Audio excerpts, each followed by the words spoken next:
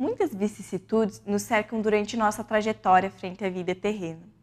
Muitos irmãos veem como solução de seus problemas o suicídio. Quais são as causas e os mecanismos que levam ao suicídio? Está começando mais uma edição do programa A Vida em Foco e você é o nosso convidado especial. Fique conosco e acompanhe a programação de hoje.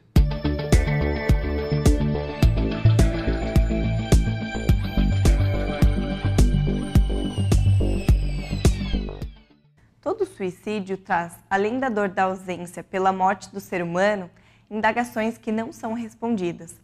Perguntas do tipo: por que fez isso? O que pode ter acontecido para motivar a desistência da vida? O que poderia ter sido feito para ter evitado?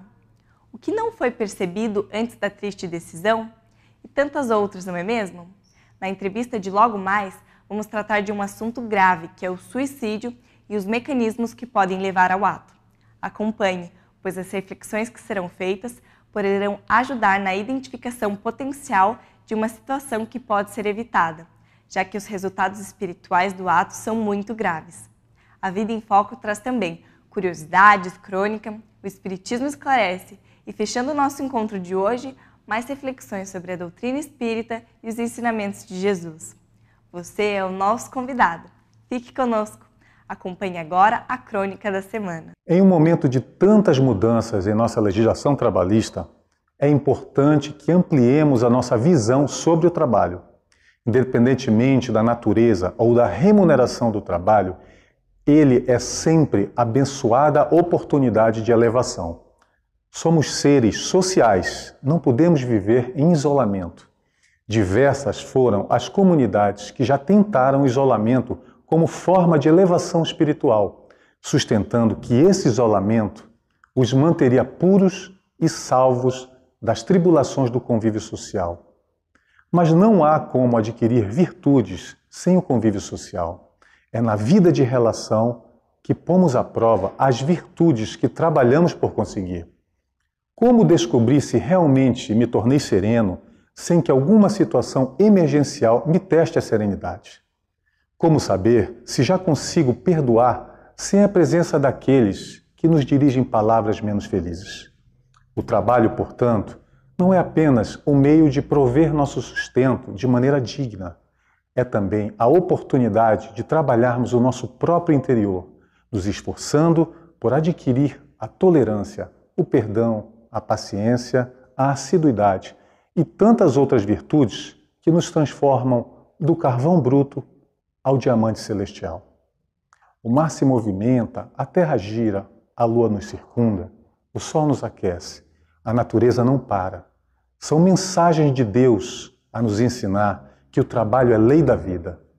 Em nosso trabalho, sejamos nós aquele que ampara, que incentiva, que auxilia, que compreende, que transforma o ambiente em um lugar melhor para os outros e para nós mesmos. Devemos trabalhar sempre com equilíbrio. Quem trabalha com amor é mais feliz. A visão espírita do suicídio é tema da entrevista de hoje. Não deixe de assistir. Olá, que bom que você está conosco. Seja bem-vindo a mais uma edição do programa Vida em Foco. O tema de hoje é o suicídio, mais especificamente mecanismos do suicídio.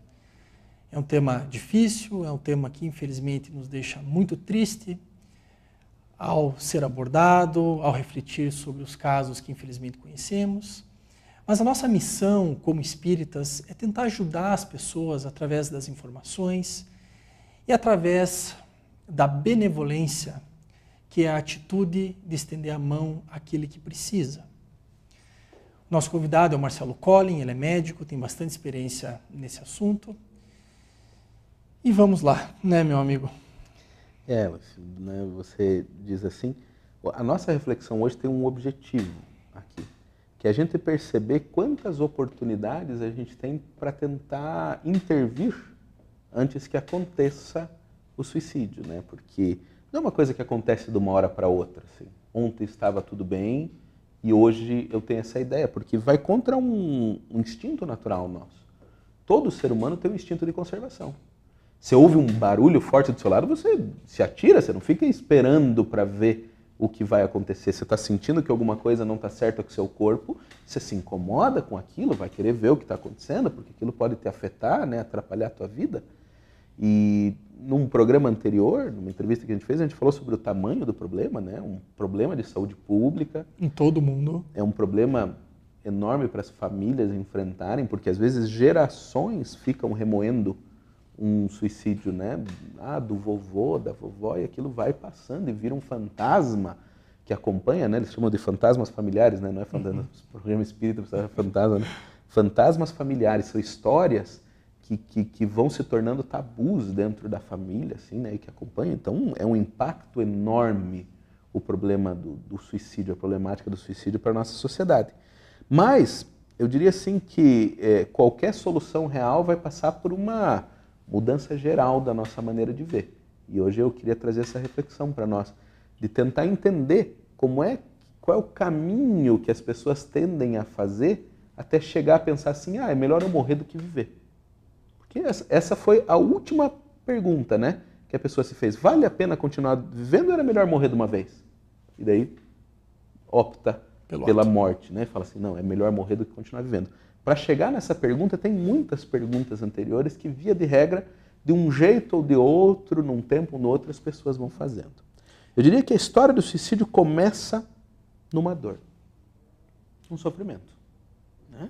Tem um mal-estar. A pessoa não está bem com alguma coisa, né? Então, esse sofrimento pode ser um sofrimento físico, sim, pode ser uma dor física, a pessoa tem uma doença grave, que lhe causa dor, que lhe causa limitações muito importantes, né? Não pode mais andar, não pode mais enxergar, não pode...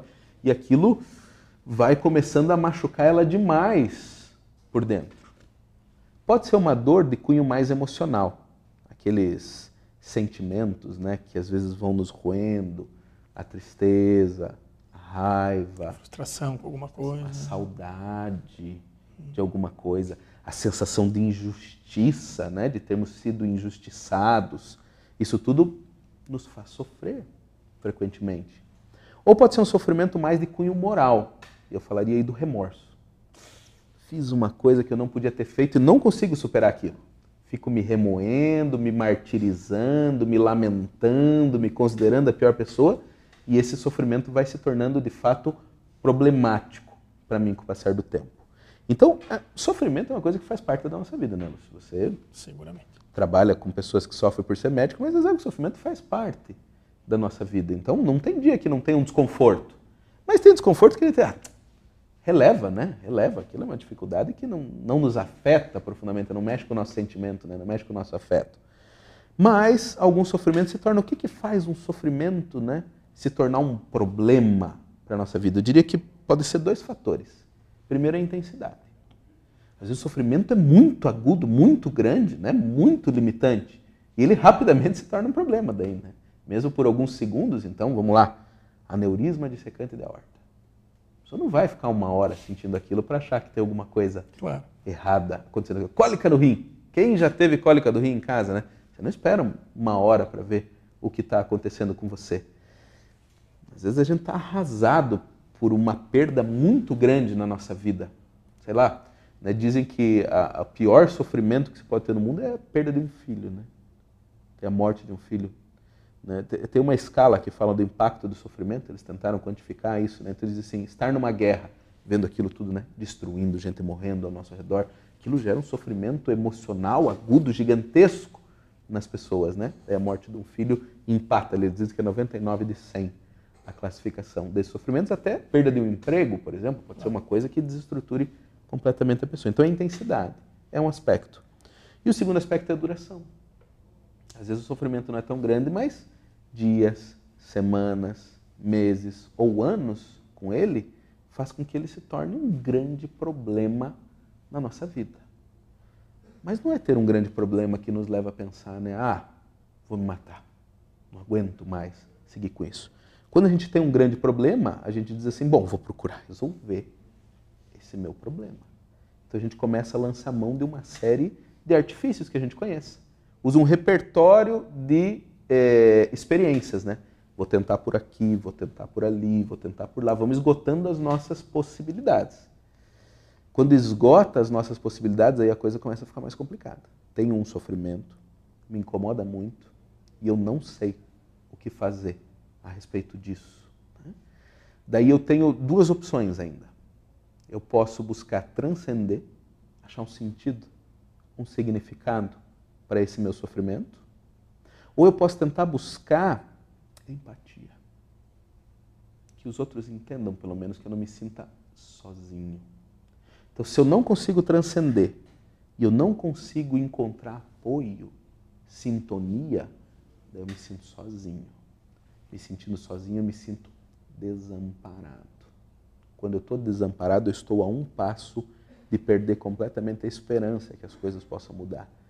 Quando eu não tenho esperança, eu entro no desespero. E é o desespero que me leva a perguntar, será que vale a pena continuar vivendo assim? Marcelo, olha só, acho que esse ponto foi bem importante, né? E essa é uma pergunta que eu quero deixar até para a segunda parte. Veja, você definiu bem. Ou acha um significado para a situação, né? Ou, teoricamente, procuraria um apoio para criar laços empáticos, né? De certa forma, isso vai levar a uma ressignificação, imagino eu, né? Quando a pessoa perde, naturalmente acaba se desesperando, põe na balança e comete o ato. Ok. Entendi bem, né? Muito bem. Bem por aí. A questão, e essa é a pergunta que eu deixo para depois, é o seguinte. O que faz... Ressignificar a pessoa vai conseguir, imagino que eu sozinha, através de leitura, de educação, de alguma forma. A gente imagino então que o significado seria ela fazer isso, ela ou ele fazer. Mas o apoio vem de fora. Então a pergunta é o seguinte, por que mesmo aqueles em que é oferecido o apoio, e eu tenho certeza que familiares que já passaram por isso devem se perguntar, por que a pessoa acaba cometendo o ato mesmo tendo sido ajudada? Ou pelo menos ter sido oferecido ajuda. Okay? Vamos para um breve intervalo e já retornamos. Fique conosco. A Vida em Foco vai para uma breve pausa e logo retornamos. Até já!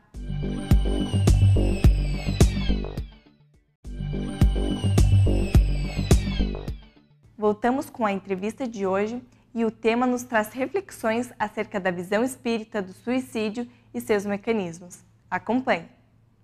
Estamos de volta com o nosso amigo Marcelo Collin, médico, falando sobre suicídio. Marcelo, só lembrando um pouquinho que falamos antes do intervalo para quem está chegando agora. Então, a gente estabeleceu uma linha de raciocínio sobre os mecanismos que levam ao ato, né? Desde a frustração inicial, uma causa de dor, né? Até a dificuldade de ressignificar e até mesmo o desamparo e a dificuldade, ou melhor, o desamparo e a dificuldade de se buscar isso fora, que então levaria ao ato, né? E aí eu deixei uma perguntinha do que faria essas pessoas que mesmo às vezes que foi recebida a ajuda cometerem o ato. Então, o mais frequente, Lúcio, nesses casos é a gente ter perdido as oportunidades antes. A gente vai oferecer ajuda às vezes muito tardiamente, porque a pessoa quando ela está de fato desesperada, ela já não raciocina do mesmo jeito. E daí você diz assim, não, eu estou aqui para te ajudar, ela já não acredita. Talvez a gente tenha perdido a oportunidade de ajudar tantas vezes antes e que ela já não sente mais aquela conexão. Então, nós temos que realmente tentar aproveitar as dicas, né, que podem surgir ao longo do caminho, que aquilo está incomodando, em vários momentos, né, e estar lá presentes. Então, às vezes, apesar dos nossos melhores esforços, tem pessoas que têm uma pulsão de morte, né? Outro dia a gente pode falar um pouquinho disso mais, muito grande, que vai ser difícil demovê-las mesmo desse caminho. Mas, o mais das vezes, a gente deixou passar os melhores momentos de fazer isso. Então, vamos lá. Você falou aí dos pontos e vamos tentar repassar eles para a gente tentar reentender como a doutrina espírita, veja, Kardec fala, na conclusão do Livro dos Espíritos, Allan Kardec, né, que trouxe para nós a doutrina espírita, dizendo assim, o primeiro aspecto importante, a primeira conclusão que a gente pode tirar dessa obra que eu trouxe é que existem espíritos, né? E que nós somos espíritos, nós não somos os nossos corpos, né? Nós somos espíritos. E parece tão banal dizer isso, mas a gente não pode diminuir a importância dessa afirmação, porque olhar diferente para nós faz com que a gente olhe completamente diferente para o mundo inteiro e para as circunstâncias. Não vamos pensar sofrimento, né? Então, eu tenho uma dor, uma doença incurável, meu sofrimento é físico. Se eu me identifico com o meu corpo, eu não tenho solução. E a melhor solução mesmo é me livrar o mais rapidamente possível daquele sofrimento físico, porque eu me identifico com o corpo. Se eu aprendo que eu não sou o corpo, eu já posso ter um olhar diferente para essa minha situação. Se eu entendo essa dança da vida que é tão diferente, né? Não aparecemos agora e não vamos deixar de existir no momento em que nosso coraçãozinho físico parar de bater, isso já põe as coisas numa outra perspectiva. Esse entendimento também nos leva a lidar diferente com a frustração de não estar conseguindo fazer as coisas. Eu preciso aprender. E quantas oportunidades eu vou ter de refazer esse meu caminho? Então, a gente aprender a lidar mais efetivamente com os nossos sofrimentos e a gente buscar ensinar os outros a lidarem melhor com as dificuldades que encontram na vida, repensar isso. E às vezes é uma coisa tão simples, né? Eu me lembro uma regra que uma pessoa me falou uma vez: puxa, eu estou vendo que você está incomodado com isso, né? Tenta imaginar daqui a um ano o que isso vai significar para você. Você vai pensar, meu Deus, isso está me tirando a minha noite de sono, né? E daqui a um ano isso não vai ter valido nada, né? Vou pensar que isso, como foi passageiro, né? Na minha existência. Então tem coisas que um ano, tem coisas que levam 10 anos, tem coisas que levam uma vida para mudar o significado, né? Mas quantas coisas em uma semana já perdem completamente o sentido, né? Então, às vezes a gente precisa que alguém nos ajude a olhar para os nossos problemas com um outro olhar. E nós temos essa oportunidade todos os dias com as pessoas que convivem conosco no lar ou que nos buscam, de tentar ajudar elas a lidar com os problemas dela. Às vezes aprender, ajudando a aumentar o repertório, porque às vezes o Lúcio está passando por um sofrimento e uma dificuldade e o Lúcio não sabe mais como lidar. Mas eu posso ter aprendido. E daí o Lúcio esgotou o repertório dele, mas eu vejo que, opa, Lúcio, temos mais uma coisa aqui que pode ser feita, né? E isso já não vai se tornar aquele grande problema lá na frente para o Lúcio, como poderia ter se tornado se não tivesse havido uma intervenção oportuna naquele momento. Mas alguns problemas da vida não tem mesmo uma solução imediata, né? Ninguém tem repertório para trazer essa solução. Daí a gente vai ter que fazer essa ajuda para ressignificar. Só transcende um problema quem enxerga para além daquele problema. E enxergar para além do problema que a gente vive sozinho, muito difícil. A gente precisa que alguém nos ajude a olhar para além do problema. Seja um psicólogo, um terapeuta, um médico, seja uma mãe, um pai, alguém que nos ajude numa instituição religiosa. Seja ela qual for. Seja ela qual for, que nos ajude a enxergar para além daquilo que nós estamos nos debatendo, né? Porque o turbilhão nos puxa assim mesmo. Veja, o ressignificado e a empatia, na verdade, até de certa forma estão conectados também, né? A gente consegue fazer esse link. Às vezes o Lúcio não consegue até enxergar um significado para o sofrimento dele, mas se ele enxerga que eu sou uma pessoa que percebo o quanto ele sofre, porque é duro você sofrer e de repente os outros parecerem indiferentes ao teu sofrimento. É frequente que o familiar acabe tentando mostrar uma certa indiferença pela dificuldade que ele mesmo tem de lidar com o sofrimento do outro. Claro. Se você está vendo um cônjuge, um filho, um pai passando por um grande sofrimento... E a negação que existe também. Às vezes a gente se gela ali, porque é dolorido ver o outro sofrer, né? Mas não, a gente não deve se congelar, se regelar naquele momento. Pois é, Marcelo, mas eu já escutei no consultório mesmo vários relatos de familiares que se sentem culpados e que dizem assim, categoricamente, puxa, eu ofereci ajuda, eu me preocupei, eu falei, eu isso, eu aquilo, tal, e mesmo assim a pessoa seguiu. Isso é uma dor tremenda. E a gente vê que de fato isso aconteceu mesmo, sabe? Casos de pessoas que estavam sob tratamento. E daí, né? Lúcio, veja, que daí nós não estamos falando mais da pessoa que morreu. Aí nós temos que começar a cuidar daquele que ficou. E temos que mostrar que a gente entende o sofrimento que ele mesmo está passando. E esse é um sofrimento, não tem nada que ele possa fazer para ir para trás e mudar o que aconteceu. Esse é um daqueles sofrimentos que pode se tornar um grande problema na vida da pessoa se a gente não ajudar ela a ressignificar o sofrimento que ela está passando de ter perdido um ente querido. Algumas vezes no centro espírita, a gente toma contato com obras que mostram os grandes sofrimentos que as pessoas que cometeram suicídio passam no plano espiritual, né? E é verdade. Existe isso, mas não quer dizer que isso seja uma regra absoluta. É muito importante que os espíritas saibam orientar as famílias que perderam um ente pelo suicídio disso. Porque a impressão que dá é que se a pessoa se suicidou, certamente ela vai estar passando por um período gigantesco, por dores inconfessáveis, que não dá nem para pensar, e não é isso. Allan Kardec, quando faz a observação a respeito do estado dos suicidas, ele diz assim, uma coisa é comum a todos, a decepção, porque eles acharam que se suicidando estariam resolvendo um problema e não resolveram, porque daí continuo vivo, né? Achei que eu ia desaparecer, não ia mais precisar pensar naquilo e continuo vivo e lidando com as consequências dos meus atos. A partir daí, como a pessoa vai reconstruir, é caso a caso, sabe? Não cabe a gente ficar fazendo vaticínios terríveis, tenebrosos, que mais fazem sofrer aqueles que ficaram, né? Bom, esse ente que você perdeu vai ter que encontrar um caminho para reerguer e talvez você faça parte desse projeto dele em algum momento. Mas agora nós vamos trabalhar com você e quanto você pode fazer por outros que estão passando por essa mesma dificuldade. Isso é um ressignificado importante. Se eu consigo auxiliar outros que sofrem o mesmo que eu sofro, então aquelas associações de pacientes, né? Eu tenho uma doença grave, eu vou tentar ajudar os outros a lidarem com a doença como eu fui aprendendo a lidar. Isso dá um significado diferente. Não muda a minha doença, mas muda a minha visão a respeito da minha própria doença. Então não muda o meu sofrimento, mas muda a minha visão a respeito do meu próprio sofrimento. Então a gente tem que estar do lado, tem que estar tentando oferecer essa empatia para a pessoa. Às vezes a gente se desgasta, se cansa com isso e temos que buscar novos recursos para nós mesmos termos energias para continuar junto, porque é exigente essa tarefa, mas a gente não pode abandonar a pessoa em momento nenhum. Apesar de ser muito dolorido estar junto, não podemos deixar de tentar estar junto até o final, mesmo que ela termine cometendo o ato. Nós estivemos, perseveramos, fizemos aquilo. Isso vai ser importante lá na frente para a gente tentar ressignificar o nosso papel diante dessa relação. Então veja quantas chances a gente tem de começar a enxergar. A gente falou no primeiro programa que o suicídio é quando nossa visão materialista vence a nossa visão de espiritualidade.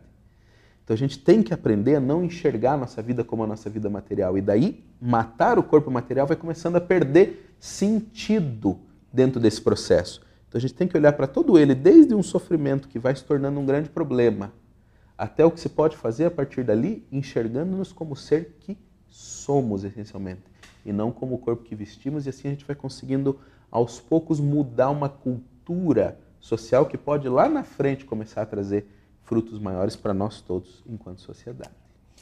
Marcelo, olha, esse é um tema realmente extenso, né? Já fizemos um recente, outros programas no passado.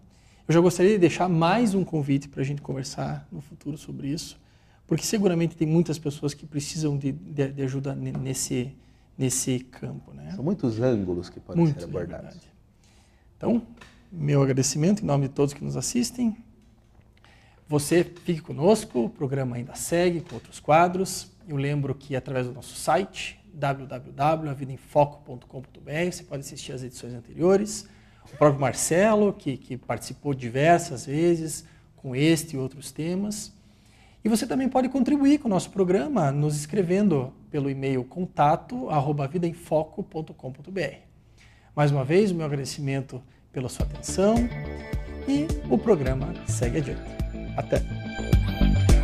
Você tem uma dúvida e quer que respondamos? Envie por e-mail no endereço contato@avidaemfoco.com.br a sua pergunta. Acompanhe agora o quadro Espiritismo Esclarece, pois esta poderá ser a resposta que você procura. Confira agora o quadro O Espiritismo Esclarece, com a participação especial de Cosme Massi. Existe uma ciência que tem como objeto o estudo do espírito, das suas relações com o mundo material e das consequências morais advindas dessas relações, além do próprio espiritismo? Eu não conheço o estudo do espírito como um ser pensante, independentemente do corpo físico, e que sobrevive à morte do corpo, não. Claro que a palavra espírito, como todas as palavras, ela é polissêmica. Na filosofia materialista, por exemplo, se usa a palavra espírito para designar o mundo mental, o mundo dos pensamentos, das ideias. Neste sentido que os materialistas usam, você pode ter ciências que tratam e buscam estudar esse espírito. Mas espírito, no sentido de um ser independente do corpo, que sobrevive à morte do corpo, eu não conheço nenhuma outra ciência além daquela apresentada por Allan Kardec. Alberto Almeida nos traz momentos de reflexão com o quadro Espiritualidade em Gotas. Fique conosco. Dentre os vícios, qual é aquele que se pode ser considerado radical? É a pergunta 913 de O Livro dos Espíritos.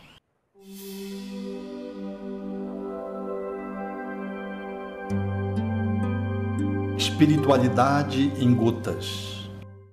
Temo-lo dito muitas vezes, o egoísmo. É a resposta que os espíritos trouxeram a Allan Kardec. Assim, o egoísmo representa a base fundamental de todos os vícios. Como na criança, o egoísmo, em fazendo parte da sua natureza, ela olha-se a si mesma somente como se só ela existisse. Assim é com o espírito no seu processo evolutivo. Quanto mais infantil ele é, mais ele se dá conta de si próprio apenas e vive o egoísmo natural, que deve ceder ao longo da evolução para manifestações mais maduras, como se ele fosse avançar para uma adolescência evolutiva na direção da madureza, através da qual esse egoísmo deve ir cedendo.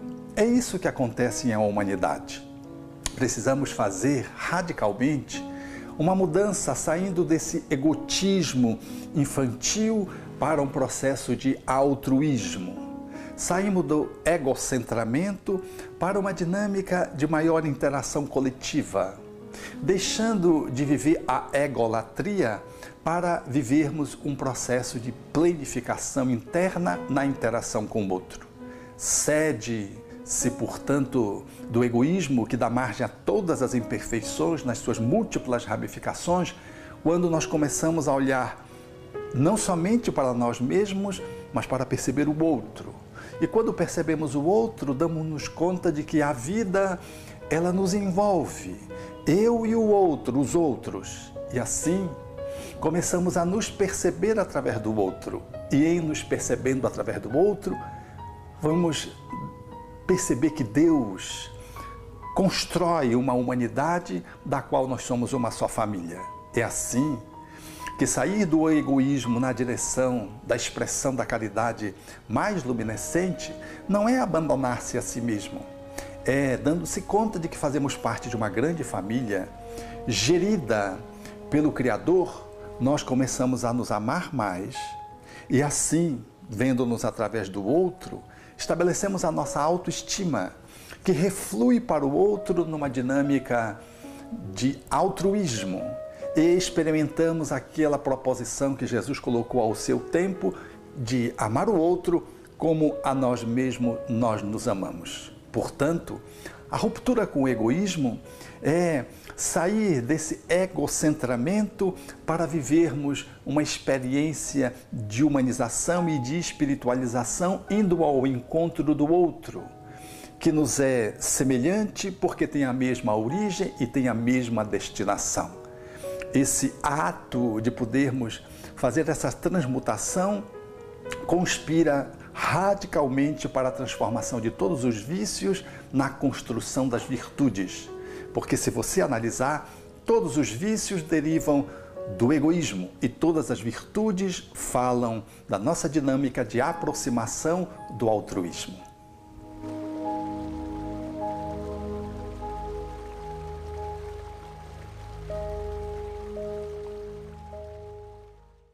Obrigada pela sua companhia. Estamos chegando ao fim de mais uma edição. Caso você tenha perdido uma entrevista sobre um tema preferido, acesse www.avidaemfoco.com.br ou também acesse o canal da Vida em Foco no YouTube. Lá você encontra todas as edições produzidas até hoje. Nós ficamos por aqui com o desejo de uma semana com muita luz e alegria a todos. Aguardamos você na próxima edição do A Vida em Foco. Até lá!